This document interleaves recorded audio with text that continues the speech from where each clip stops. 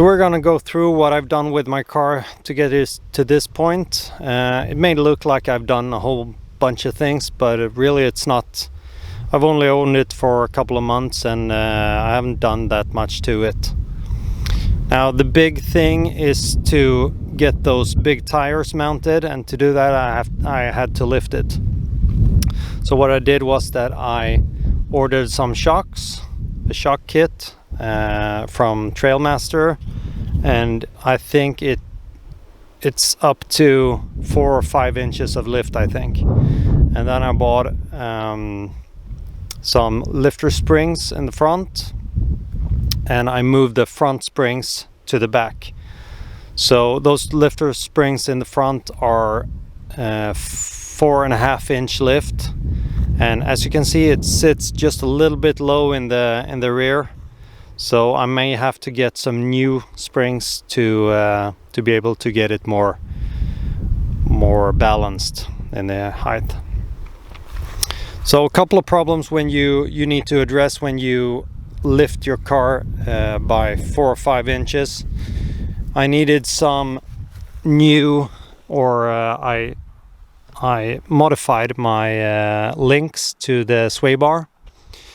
And I just lengthened them, just welded it up, and it's been holding up, so no big problem there. To get the axles centered again, I actually just drilled a new hole.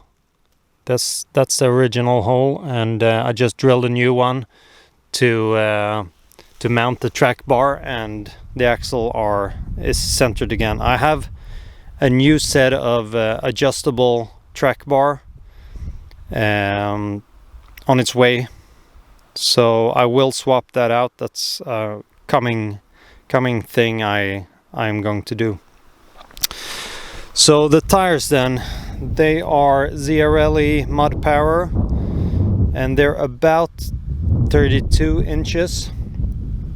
And other than the lift and the things I talked about there, what I had to do was to cut in the wheel arch and just pound this in. Just pound a little bit right over here, and they're not rubbing at all. I have flexed it pretty good, and it's working good. And in Sweden we have a law that says that if you widen your car, the fenders always have to cover the tire.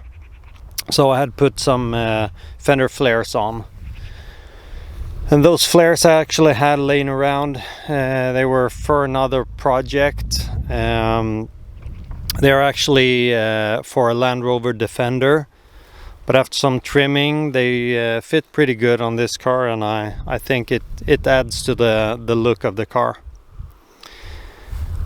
Another thing I did was that I wanted a cooler in the back, so I installed a dual battery setup with an isolator relay right over here, and that's been working very, very good. Haven't had any problems at all with it. It's just having a cooler makes life so much easier when you're out on the trail or out camping with the kids and the family.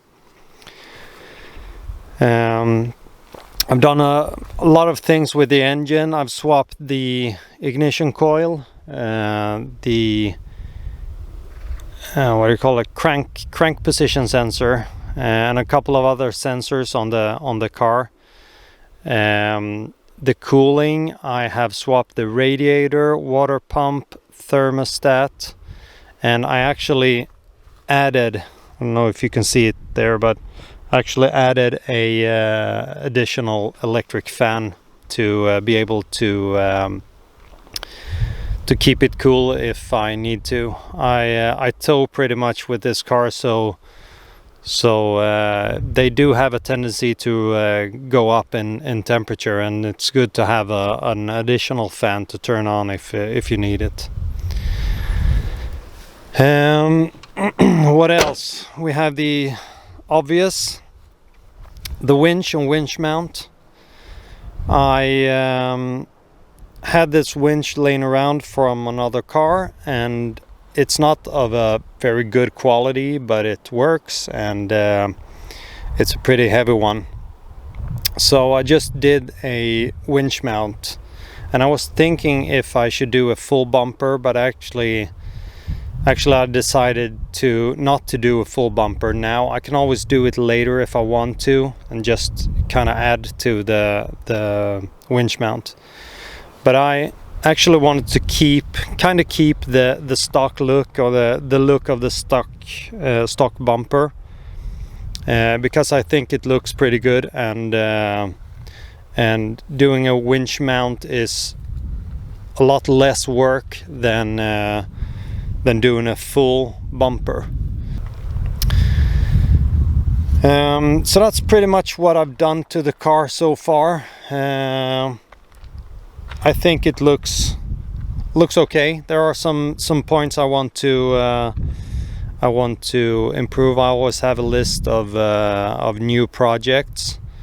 I'm thinking about what I will do for my rear bumper, and I may do a full metal bumper, or I may just weld some toe points on. Haven't decided there yet, so we'll see. I also need to do some skid plates. This car was actually imported to Sweden, and the imported cars, those that were imported from Germany, they didn't have skid plates from stock. So the radiator is pretty it's easy to damage it, so I need to do something here to protect the radiator, and just do a skid plate down there, and also skid plate under the center diff, or the I don't know if we can see it there. Let's go around.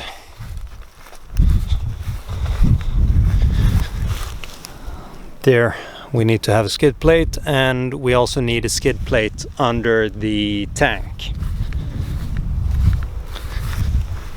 It's not a big problem when you're not doing a lot of rock crawling, but it's also for the added security of just a feeling of